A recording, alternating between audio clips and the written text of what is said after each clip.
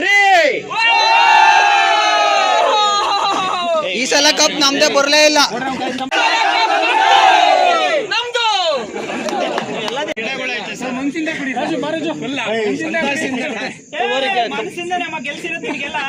ಕಪ್ಪು ಚಿಕ್ಕದಾಯ್ತು.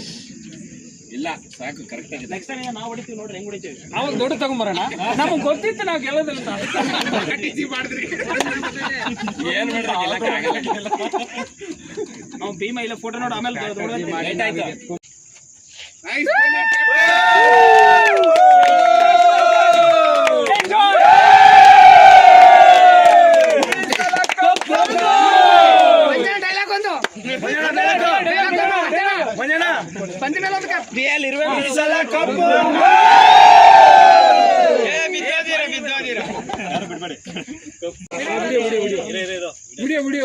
ವಿಡಿಯೋನಾ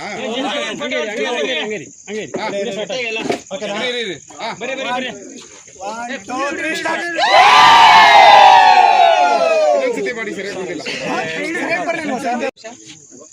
1 2 3 start. Sir ಎರಡು group